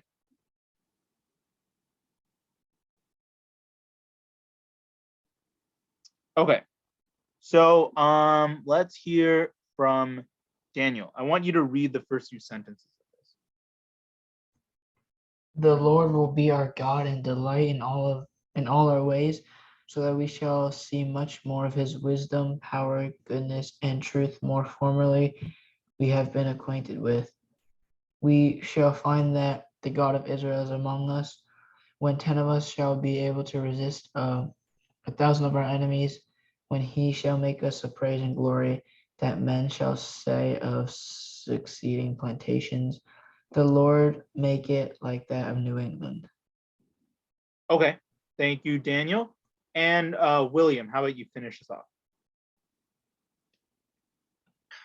For we must consider that we shall be a city upon a hill, and the eyes of all people are upon us, so that if we shall deal falsely with our God in this work we have undertaken, and so cause him to withdraw his present help from us, we shall be made a story and byword through the world. We shall open the mouths of enemies and to speak evil of the ways of God and all professors for God's sake. We shall shame the faces of many God's worthy servants, and cause their prayers to be turned into curses upon us, till we be consumed out of the good land whither we are going. John Winthrop, 1630, as it says at the top. John Winthrop, first and foremost, important thing to note is John Winthrop is not only like this religious, but he's also kind of in charge of the Massachusetts Bay Colony. So it just is important to note just how intermingled religion was with city planning and government at the time. There was no separation of church and state, really. It was all one thing. Those kind of ideas will come with the Enlightenment of the late 1600s, early 1700s in Europe. The idea of having like separate forms of government, elected representatives, all those kind of things. They don't really a thing yet in Europe, and they're not yet a thing yet in the Americas. So very religious. What's going on here? So we have this paper, this speech by John Winthrop. Is there anything interesting about it? Like, what is he saying that sounds a bit different from what you'd expect to be said in Europe?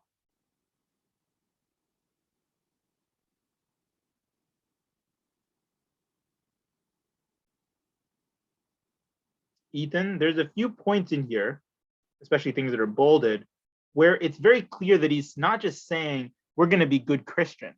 He's saying we're going to be the model, the ideal Christians. Could you tell me where he says that?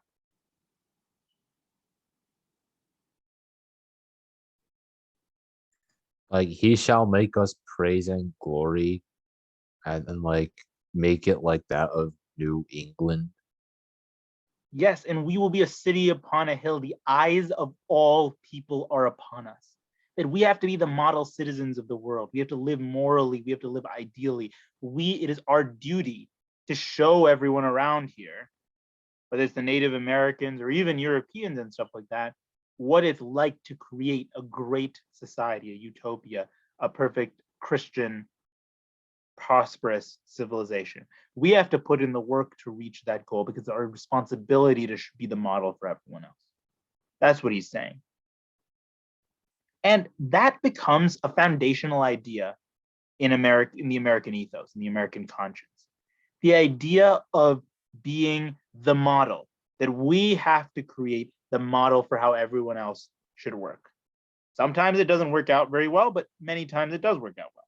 The idea of America as a model for the world becomes ingrained in how we deal with other countries for many centuries after this. It becomes ingrained in how they deal with Native Americans. It's just a fundamental part of the American culture. And we can see that. Who knows who Ronald Reagan is? Raise your hand.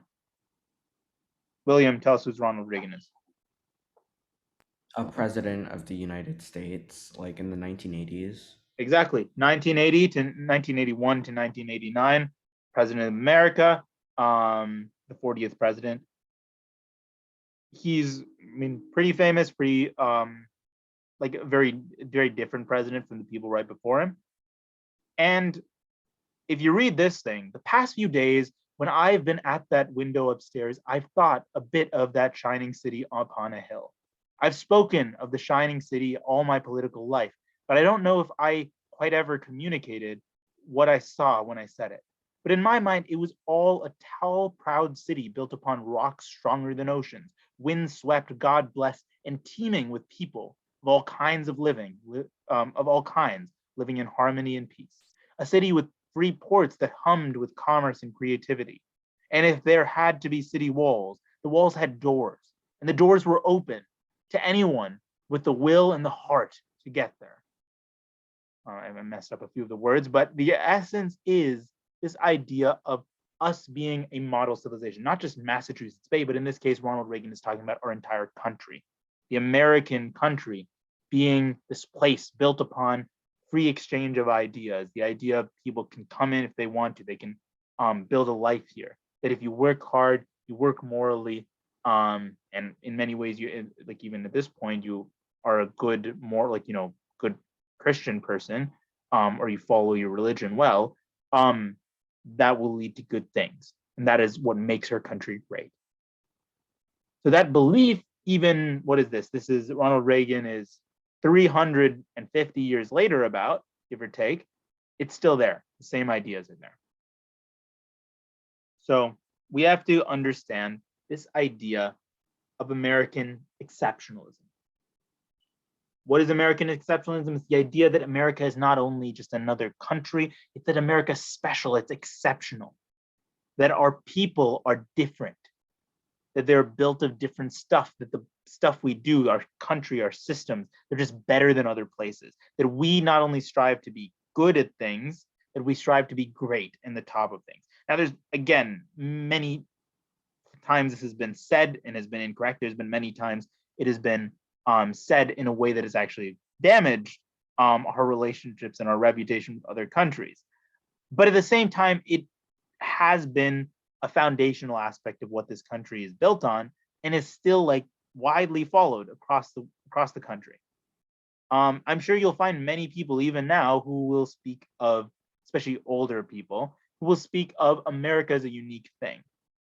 There's nowhere else around the world that has the level of freedom and diversity and educational opportunities of America.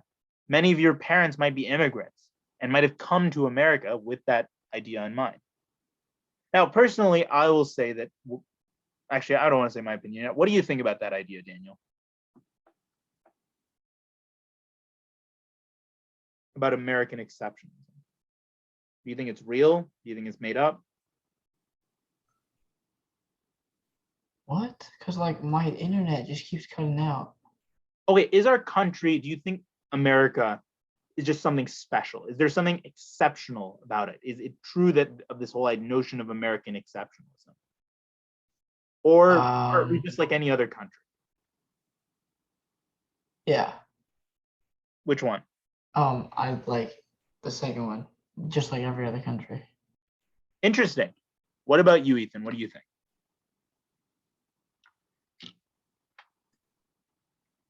Sometimes Americans are exceptionally stupid.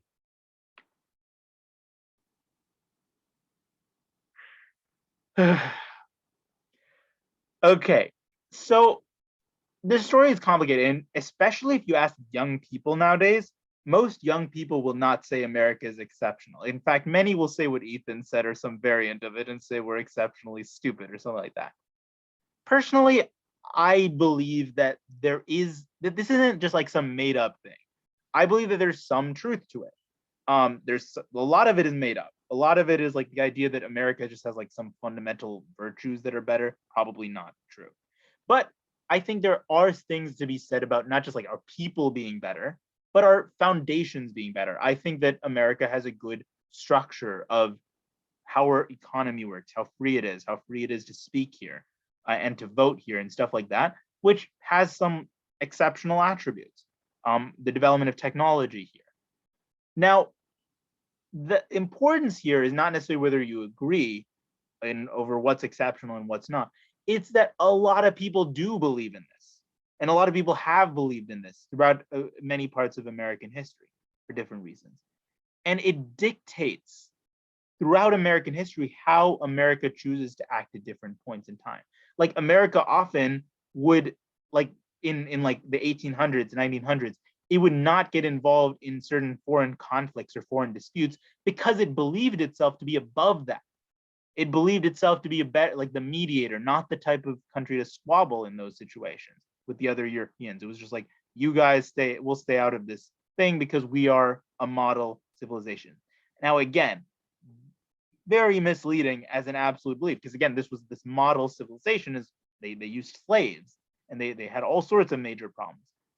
But at the same time, it was believed by a lot of people who lived here and a lot of people who wanted to come here. This idea that it was a land of opportunity, a land of freedom, a land where you could kind of choose whatever you wanted to do, even before the Constitution was written. It was more free, it was more open, it was less restricted than Europe. That fundamental philosophy underpins a lot of American thought, a lot of American decisions in political history, and a lot of Americans' personal beliefs today. So to understand both our history and understand what other Americans believe today, beyond just yourself, especially older Americans, you have to wrap your head around this idea of American exceptionalism. Okay, cool beans. I don't think it's worth it starting on a new deck. So last thing I want to talk about before we are all done is not that. It is, I want to hear what you guys think are going to be the biggest challenges. We've kind of covered some of the early American settlement, the differences in the North and South. Just off of the top of your head, based on that stuff, I want to hear, what do you think the biggest challenges are going to be for the American settlers going forward?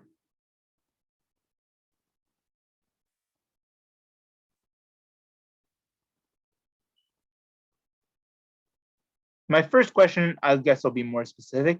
What do you think is going to be the biggest challenge when it comes to the relationship between the English colonies and Spain? What do you think the challenge is going to be?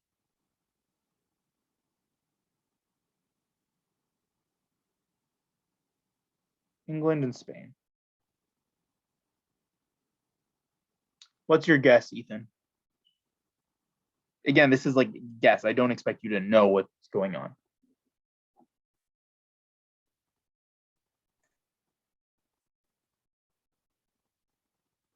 Like, I think the colonies had Florida, which was originally Spanish.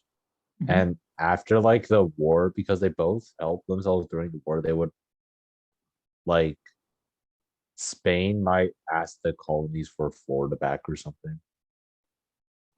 Okay, so like border disputes, like is going to be a big thing, especially like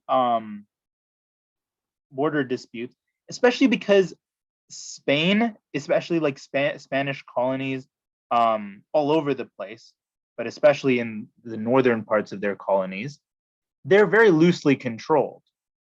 There's much less populated like Spanish settlers in those areas, much fewer like towns and cities created by the Spanish than the English colonies. English colonies, especially in the eastern coast, they cover a lot smaller area, but they get pretty densely populated pretty quickly because families are coming, especially in the north, and eventually in the south.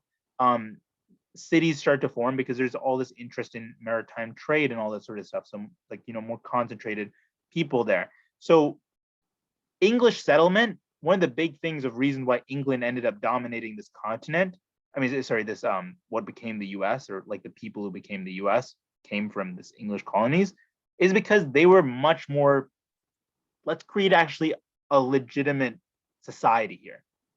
Let's create an economy here that works within our own country, our own like land here. Let's bring our families here. Let's grow, have a life here.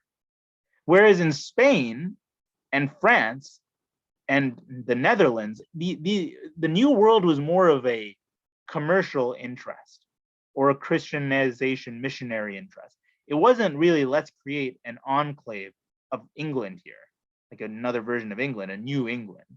It was, let's exploit and take advantage as much as possible of the resources here. Let's grow sugar so we can like send it back to Europe. Let's mine silver so we can send it back to Europe. It was not let's create self-sufficient family farms. Let's create our own little cities or our own little control over the area. England was the main driver of that. France, more interested in fur trading, more interested in just the trading aspect. The Netherlands, more commercial, and they kind of leave pretty quickly once New Amsterdam becomes New York. The Spanish, they control huge areas of land, but they don't really like live there. It's not another version of Spain, at least not at first. There's a few major cities that form, but most of them are towards the south. So it is an important thing to understand the difference between the English and the Spanish in this context, in the English and the French. Okay, what do we think about the English colonies? What do they want to do going forward? Like, they've set up these like pretty different colonies in the south and the north, very different colonies. What is one common interest both of these colonies might have? I'll give you a hint. It has to do with a direction they could go in.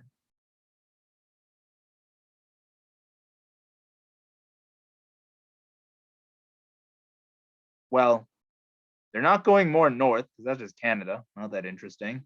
They're not going more south because like that's Spanish controlled. They're not going east because that's literally the ocean. Where could they go?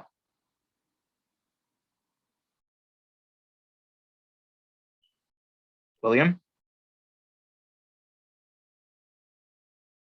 You there?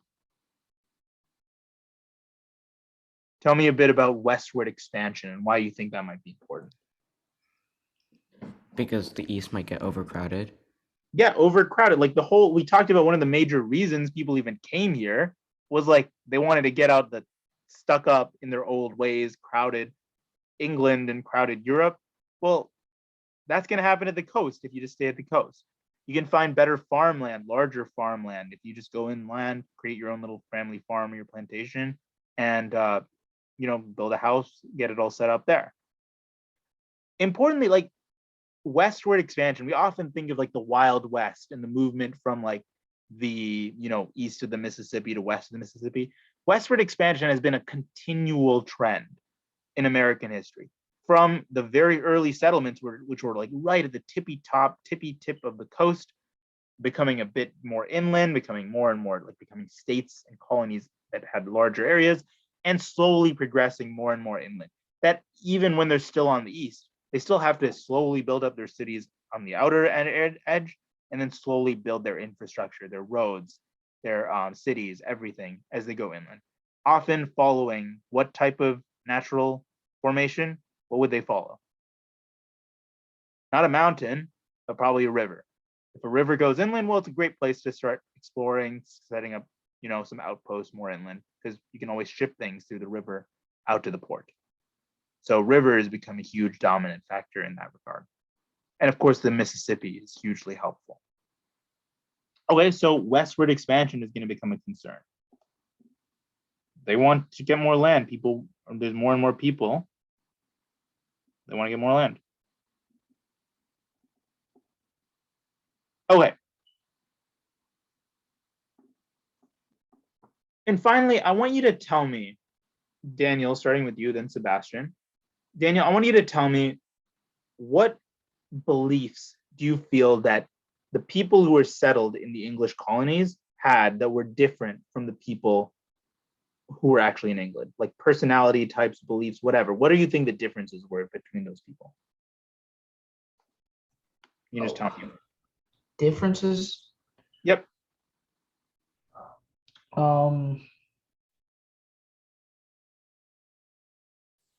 Well, I'm not really sure what you mean. Like, well, like there's got to be something that's different about how the people who are living in these English colonies, how they see themselves, what they do. Are they adventurous or not?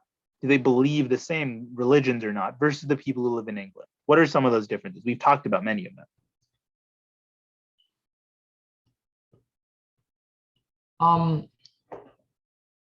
Yeah, I think they're more willing to take risks. I mean, just by coming to the New World.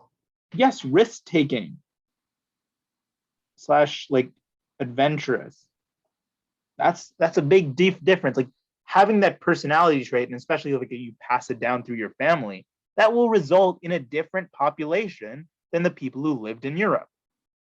Because like it was self-selected. Only the people who were most interested in taking the risk, most adventurous, or the most desperate, they're the ones who have to like scrounge their way barely to survive in some of these early colonies. Okay, what else? What is another important difference? I think they're like more willing to try and improve themselves, whereas like the people in England, they're like more stagnant. More into change and growth. If you have a built up civilization as you do in England and much of Europe over thousands of years, with cities, with roads, things just move slower. But like if you come to the new world, you have to build everything from the ground up. So things have to move quickly. Change has to happen quickly. One year you're living in like a straw pile. The next year you have to build yourself a house. The next year you have to build a restaurant or something. So change happens quickly because you have to build from the ground up. So you have to be more willing to change, more willing to grow. For example, right now, and this is not exact correlation, but like if you go to America, you see a place that's been pretty built up over the past 20 years. It's already been built up. Not that huge changes have happened in the American infrastructure or whatever in the last 20 years. Whereas if you go and look at China, much of China, from the year 2000 to the year 2020, many of these cities have been completely transformed because they just didn't have the same infrastructure in 2000s that America did. So they had to build it. So just from the fact that they didn't have the same infrastructure, it allowed them to grow more. So more into change and growth. What else? What religious differences were there, Ethan?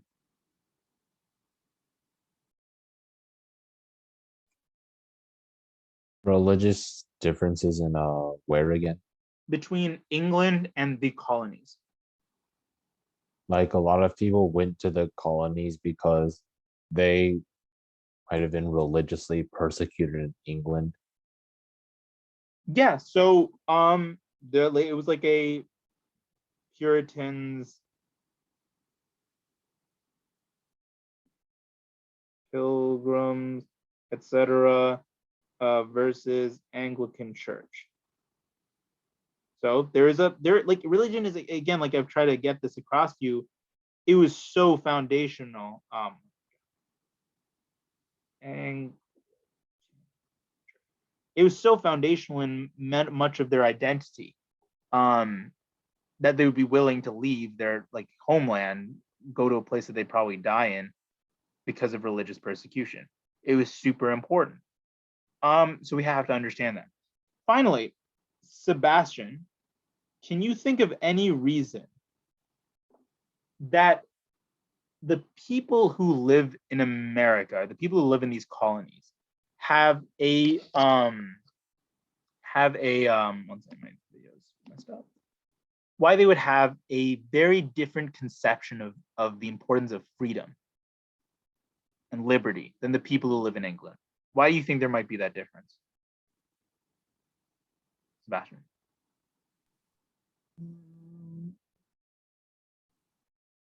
I'll give you a hint, Sebastian. Yeah, go ahead. Well, in America, you're building the entire. You're building the entire thing. No, never mind. What's your hint? No, okay, you're completely right. I didn't need to give you a hint. You're building the entire thing from the ground up, right? Compared to England, there's already a social structure. Yeah, so like Sebastian, if you started a club at your school, or you started a soccer team, or you built like a building for your school, or you built an outhouse at your house, like a tree house or whatever, you believe you should have control over your own tree house. If you build like with your own hands and with your friends actual new stuff rather than just using houses that have existed for generations and have been slowly modified in England, you build the world yourself, you build your civilization itself. You feel like you should be able to control it. It's yours. It's the wilderness. You are the one who's actually doing the work, so you should be able to control it. You're completely right, Sebastian. So even back here even in the 1600s, you start to see this foundational sense of liberty, an interest in liberty and freedom that is just different than the sense of liberty and freedom in a place like England, where it's just more structured, it's more controlled. You don't have that much personal investment in your own creations. You didn't make civilization.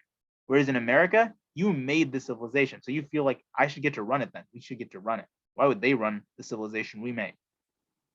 Okay, so I just wanted to keep those stuff in mind, the differing attitudes, the different beliefs of people in the colonies versus England, because that's what's going to really start the whole conflict brewing. Risk-takingness, increased interest in change and growth, the differences in religion, and of course, a belief in fundamental liberty and freedom that is, I shouldn't get controlled by people who didn't make this civilization. I made it, we made it, you didn't. Okay, sound good? Cool bean, guys. If you have any questions, feel free to stay after. Otherwise, you all are